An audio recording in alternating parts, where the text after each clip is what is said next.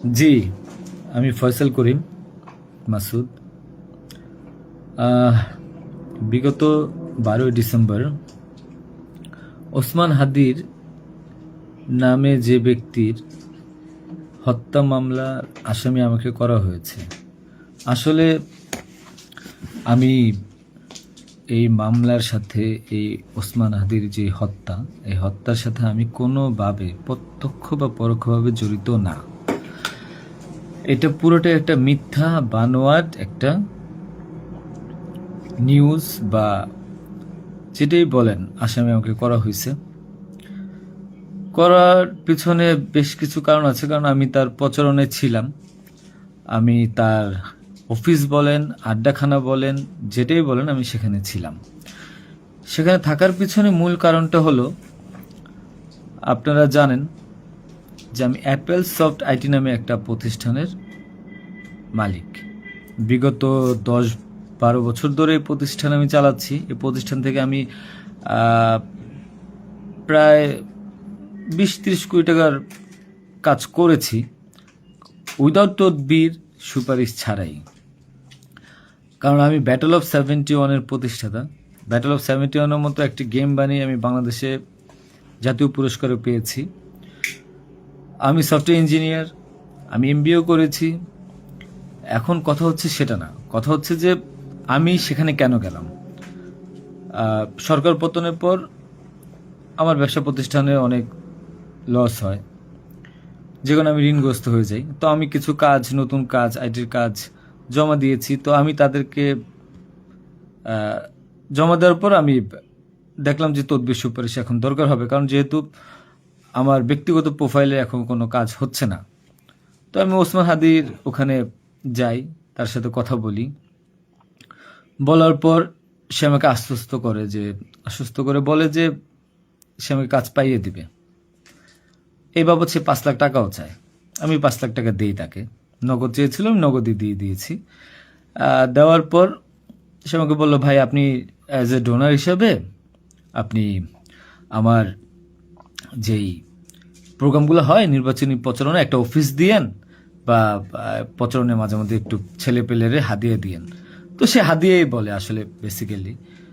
তো আমি এরপরে শুক্রবার আমাকে আসতে বলে, আমি প্রথম শুক্রবার তার সাথে যাই, প্রচারণা করি।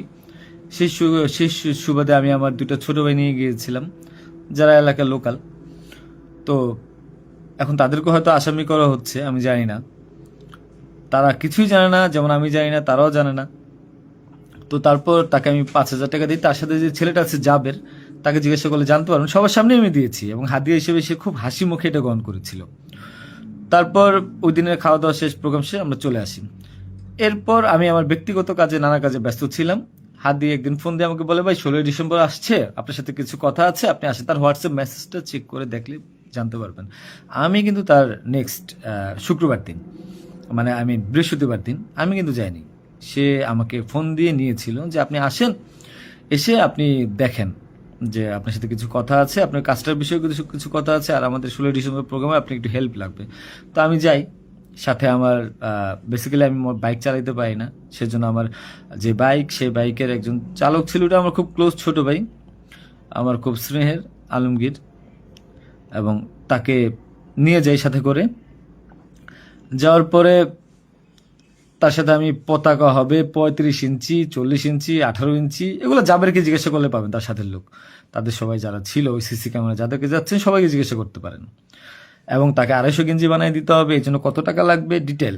এবং ঘটনার দিন আমাকে সে রিকোয়েস্ট করে, আজকে যারা এই যে আপনারা দেখছেন হাজার হাজার লোক, শত শত লোক, হাদির তো এত লোক ছিল না, কারণ সে আমাকে নিজেই রিকোয়েস্ট করেছিল যে ভাইয়া আপনি আমাকে 5-10টা পোলাপাইন দিয়েন, আর 16ই ডিসেম্বরে 50টা ছেলে পেলে দিয়েন, যেন আমার পতাকাটা ধরতে পারে, আমার প্রোগ্রামটা সাকসেস করে দিতে পারে। তো দেখেন, তো ওই জায়গায় আমি তাকে আশ্বস্ত করি, ঠিক আছে আমি চেষ্টা করব। তো পরের দিন আমি যাই। পরের দিন আর মাঝখানে একটা কথা বলি, আমার এর পরের দিনই দুবাই যাওয়ার কথা ছিল, যেহেতু আমার দুবাইয়ের মাল্টিপল গোল্ডেন ভিসা আছে। আমি এর আগেও দুবাই গিয়েছিলাম। তো আমার একটা কাজে দুবাইয়ের কিছু প্রোডাক্ট কেনার কথা ছিল। তো আমার টিকিটটা আমি ওই দিন ক্যান্সেল করাই, যেহেতু সে রিকোয়েস্ট করেছে, পিছায় দিই। তো সেই বাবদে যেহেতু 10টা বাজে প্রোগ্রাম, তো আমি ভোরবেলায় বের হই, আলমগীর আমার বাসায় ছিল। আর আমার ওয়াইফ, বাচ্চা যেহেতু নরসিংদীতে থাকে, 5ই আগস্টের পর তারা ওখানে সেটেল করে দিয়েছিলাম। তো থাকার পর সুবাদে আমি আমার বোনের বাসায় উঠেছিলাম। আমি কিন্তু অন্য কোথাও যাইনি, বোনের বাসায় উঠেছিলাম ওদিন রাতে।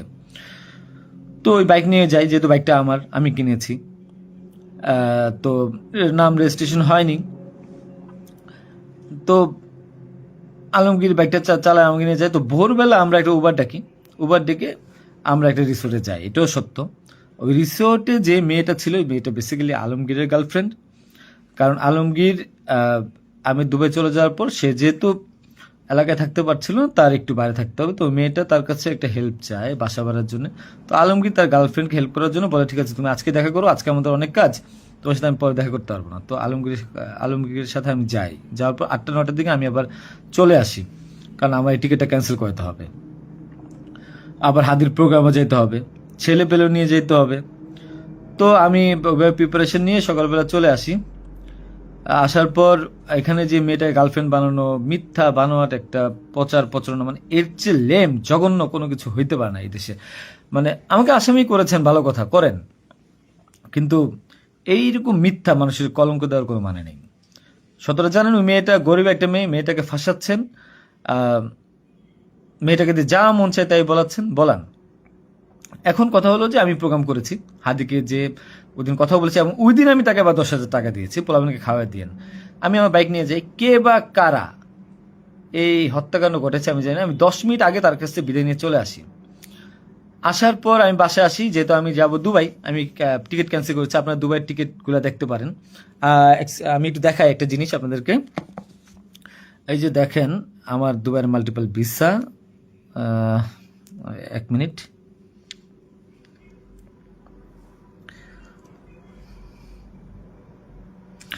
এই যে দেখেন আমার দুবাইয়ের মাল্টিপল ভিসা। হ্যাঁ, ওকে। আমি এখান থেকে ক্যামেরা যেহেতু দেখা যায় না, আমি এখান থেকে দেখাই। এই যে দুবাইয়ের মাল্টিপল ভিসা আমার স্পষ্ট আছে, দেখেন। ঠিক আছে, দেখেন। আরো ভালোভাবে যদি দেখাইতে চাই তাহলে দেখতে পারবেন কিনা আমি জানি না, একটু ভালোভাবে দেখেন। যাই হোক, এটা আমার দুবাইয়ের ভিসা। তো এরপর আমি এই যে আমার দুবাইয়ের ভিসা, আমার ওই দিন টিকিট ক্যান্সেল করি এবং আমি যাবো আমার কাছে বিদায় নিবই স্বাভাবিক। আমার ভাগিনা একটা আছে 5 বছর বয়স, সে আমার মোবাইলটা ফেলে দেয়। মোবাইলটা ফেলে দেওয়ার কারণে যেটা হয়েছে যে আমার এই মোবাইলটা নেওয়ার জন্য আমার দুই ভাগিনা খুব দৌড়ঝাঁপ করে মোবাইলটা নিয়ে আসে। আমার কাঁধে ব্যাগ ছিল, এখন ব্যাগকে অস্ত্রের ব্যাগ বানিয়ে দিচ্ছে, কিচ্ছু করার নেই আমার, যা বলবে তাই সত্য। আর আমার বাইকের নাম্বার প্লেট চেঞ্জ করে নাম্বার ম্যানহোল থেকে উদ্ধার করা, আমার বাবা 2বার ব্রেন স্ট্রোক করছে, তাকে দিয়ে উদ্ধার করানো, এটা কোন নাটক আমি জানি না। তো তারপর এই তো বাইক উদ্ধার দেখলাম, এগুলা দেখলাম। এরপর আমি বিদায় নিয়ে চলে আসি।